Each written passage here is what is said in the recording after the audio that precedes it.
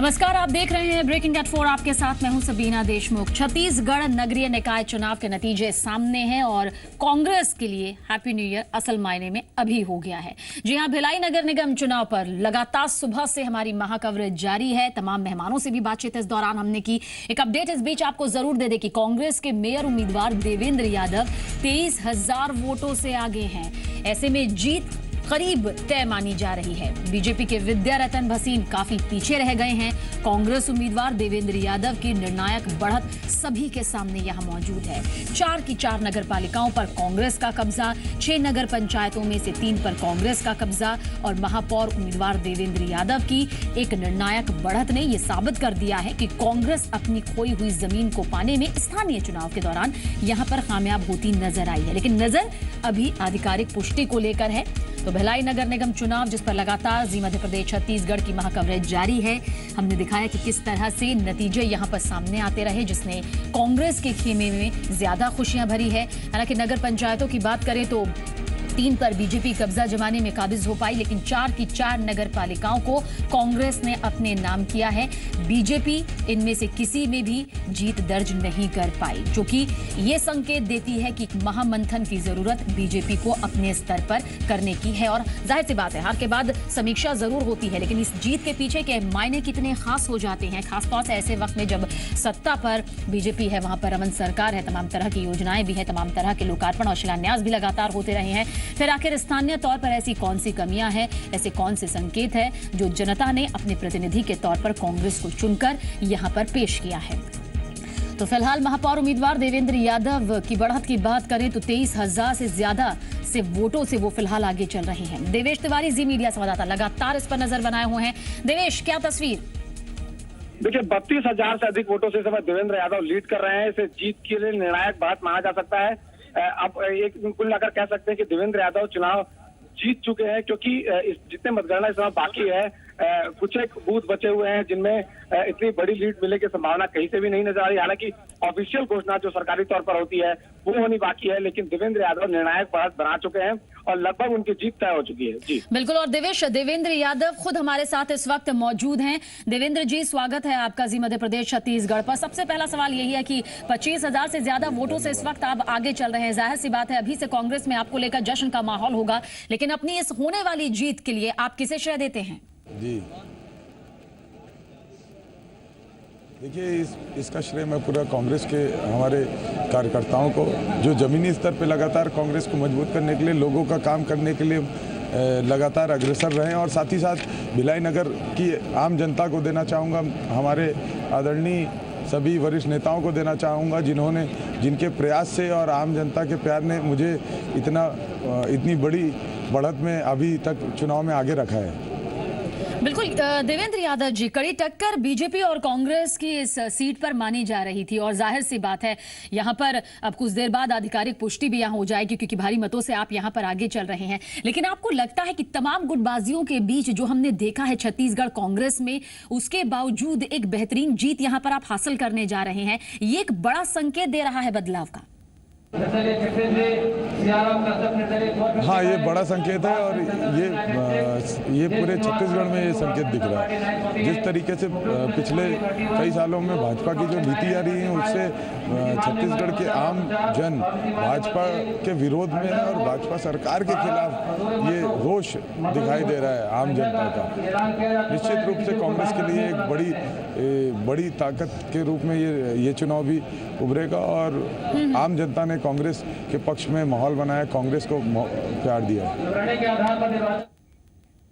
बिल्कुल यार देवेंद्र यादव जी, क्योंकि आप जीत के बेहद करीब हैं, और ऐसे में देखिए, जीत के पीछे के कई मायने होते हैं कि जो प्रतिनिधि यहां से पहले होगा, हो सकता है कि वो जनता की उम्मीदों पर खरा नहीं उतरा। कुछ फैसले ऐसे होंगे जो जनता को नहीं लगे होंगे कि उनके पक्ष में है। ऐसे में आपकी आगे की रणनीति क्या रहेगी कि जनता के प्रतिनिधि के तौर पर आप यहाँ आगे आ रहे हैं, उन प्राथमिकताओं के बारे में जानकारी चाहिए। देखिए, हमारी प्राथमिकता ये रहेगी कि आम जन के हिसाब से विकास कार्य हों। जहाँ पे नाली बनाने की ज़रूरत है वहाँ नाली बनाई जाए, वहाँ पे गार्डन की ज़रूरत नहीं है। हमारा प्रयास रहेगा कि हम हमारे नगर निगम के अंतर्गत रहने वाले आखिरी छोर के व्यक्ति तक पहुँचे और उनकी सुविधाएं देख के, उनकी मूलभूत चीज़ों को देख के उनके हिसाब से काम करें। बिल्कुल। इसके अलावा आपसे ये भी जानना चाहेंगे देवेंद्र यादव जी, क्योंकि एक अच्छी खासी जीत अगर होगी तो एक बड़े अंतर की जीत के तौर पर इसे देखा जाता है, क्योंकि जीत या तो कम एक अंतर से होती है या एक बड़े अंतर से, मापदंड से होती है। आपने आगे की रणनीति यहाँ पर बताई है, लेकिन स्थानीय जनता की दिक्कतें जो हैं वो बहुत चीजों को लेकर है। आज भी बुनियादी सुविधाओं की कमी है, तो किस तरह का आश्वासन यहाँ पर जनता को कि कम से कम जो बुनियादी सुविधाएं हैं वो यहाँ जरूर जल्द से जल्द पूरी होंगी? मैंने शुरुआत से ही टिकट मिलने के दौरान से ही ये एक बात हमेशा कही थी कि अच्छा बोलने से बेहतर अच्छा काम करके दिखाऊंगा। तो आने वाले समय में मैं बेहतर काम करके दिखाऊंगा। जो जिस तरीके से कैंपेन हमारा रहा है और जिस तरीके से जनता ने हमें प्यार दिया, हम उतने ही मेहनत से और उतनी ही ज़मीन पे जाके उनकी चीज़ों के लिए काम करेंगे और उनका प्यार लगातार बटोरेंगे, आशीर्वाद लगातार बटोरेंगे। बिल्कुल देवेंद्र यादव जी, क्योंकि जनता ने ये बदलाव शायद इसलिए चाहा है क्योंकि जनता अपने लिए बेहतर चाहती है और जनता के फैसले को हर कोई सलाम भी यहाँ करता है। लेकिन क्या कांग्रेस अपनी इस रणनीति को आगे बढ़ाएगी या इस पर इस बात को ऐड ऑन करेगी कि अगर जनता ने जिसकी सत्ता है, बीजेपी की सत्ता है, अगर उन्हीं के उम्मीदवारों को यहाँ पर खारिज कर दिया है और कांग्रेस को एक अच्छी बढ़त के साथ आगे बढ़ाया है, तो हमें वो तमाम चीजें पूरी करनी होगी जिसकी उम्मीद जनता ने बीजेपी से की थी। कांग्रेस इस पर कितना ध्यान देगी, कितना फोकस करेगी? देखिए, हम लोग पूरी तरह फोकस्ड हैं। हम लोग शुरुआत से ही फोकस वे में काम कर रहे हैं। कुल मिला के पिछला कार्यकाल भी हमारा कांग्रेस के महापौर का था, वो भी एक बेहतर कार्यकाल था जिसका भी हमें फ़ायदा मिला है। और बड़े फोकस वे में हम लोग लोगों की मूलभूत सुविधाएं और युवाओं के, जहाँ तक स्मार्ट सिटी की बात है और सारी चीज़ों की बात है, उन सब चीज़ों पे काम करेंगे। बिल्कुल देवेंद्र जी, यहाँ पर ठीक है, आप लोग विपक्ष में जरूर हैं, लेकिन जब जनता के प्रतिनिधि के तौर पर आप लोग सामने आते हैं तो जाहिर सी बात है आपका एक जो सहयोग है या जो मेल मिलाप है वो सत्ता के साथ भी यहाँ होना चाहिए। तो अब आप अपनी जिम्मेदारी को सिर्फ एक विपक्ष के तौर पर निभाएंगे या फिर ये कि हाँ, सत्ता के साथ तालमेल जरूरी है अगर विकास की राह आगे बढ़ानी है और जनता की तमाम सुविधाएं जो हैं उनको ध्यान में मद्देनजर रखते हुए तमाम चीजों को पूरा करना है? एक सहयोग क्या यहाँ पर सरकार के साथ आपका भी रहेगा?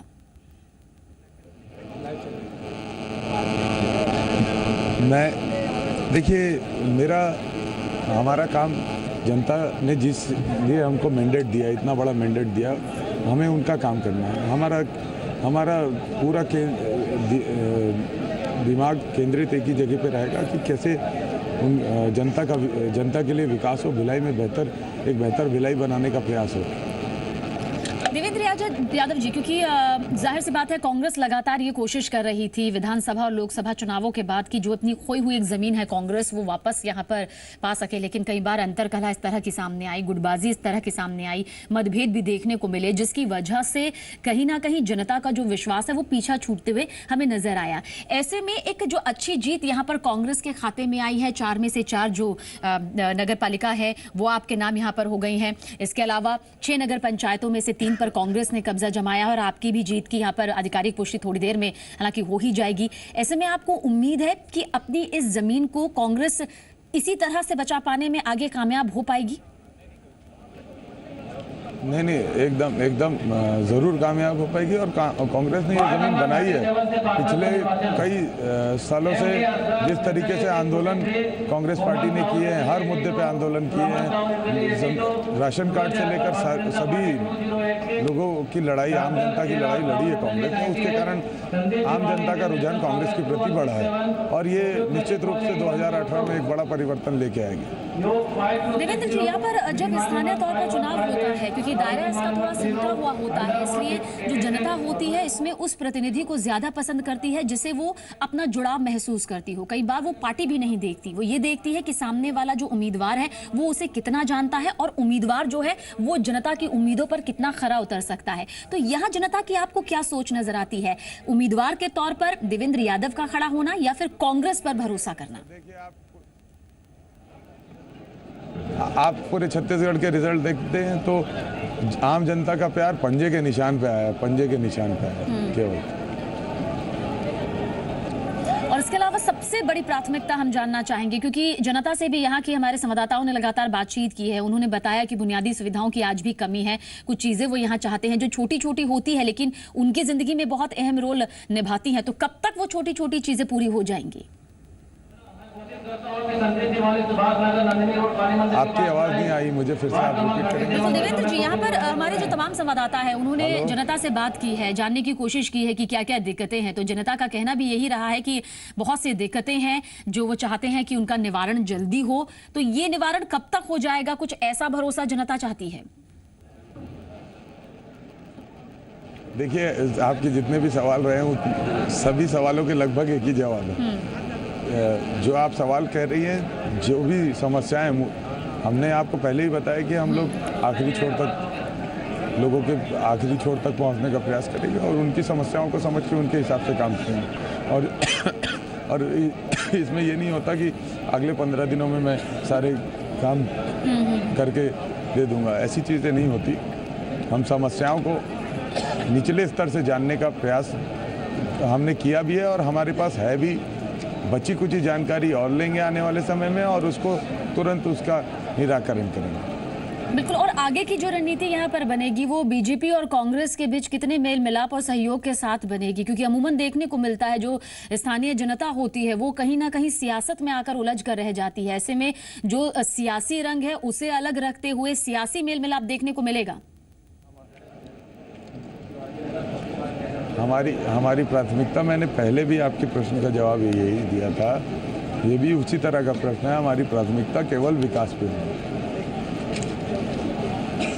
बिल्कुल। और ये भी आपसे यहाँ पर जानना चाहेंगे क्योंकि कार्यकर्ताओं की भी भूमिका यहाँ पर बहुत अहम रहती है और जितनी भी जीत यहाँ पर हुई, हालांकि इससे पहले भी खास मेहमानों से हमारी जो बातचीत हुई उन्होंने कहा कि कार्यकर्ताओं की भूमिकाओं का भी एक बेहद अहम रोल रहता है। क्या आपको लगता है कि बीजेपी इस स्तर पर फेल हुई जिसका फायदा यहाँ पर कांग्रेस को मिला, या कांग्रेस कार्यकर्ताओं ने जी जान तक जनता से पहुंचकर अपनी बात सामने रखी?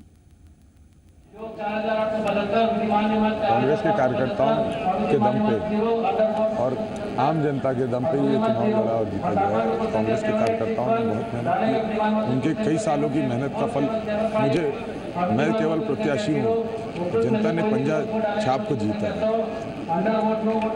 बिल्कुल।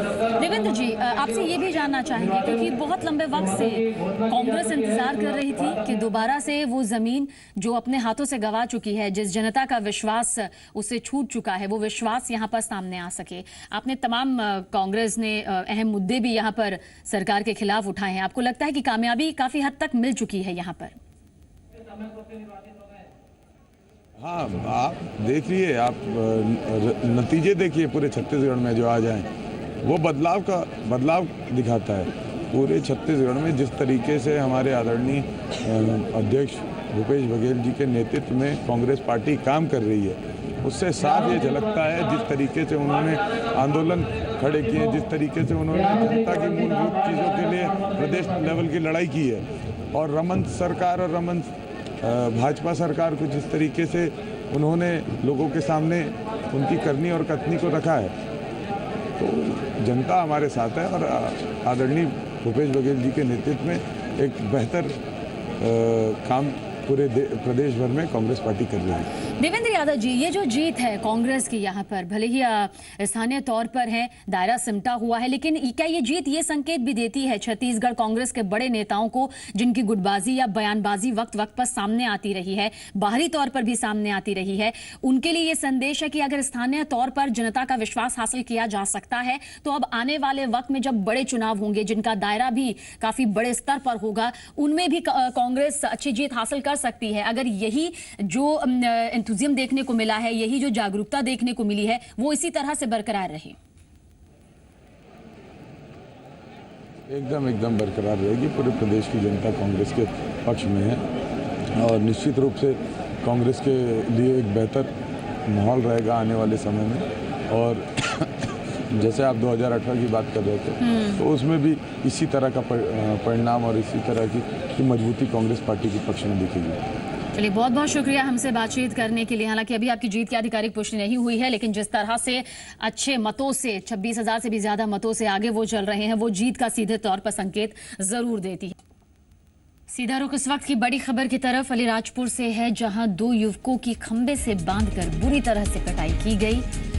लड़कियों को छेड़ने के आरोप में बताया जा रहा है कि इन दोनों युवकों से खंबे से बांध दिया गया और फिर जमकर इनकी पिटाई की गई। युवकों की पिटाई करने के बाद इन्हें पुलिस को सौंपा गया। चंद्रशेखर आजाद नगर की घटना है। दोनों पर आरोप लगा है कि लड़की से छेड़खानी की थी, जिसके बाद गुस्साए लोगों ने इन्हें खंबे से बांध दिया और फिर धुनाई कर दी।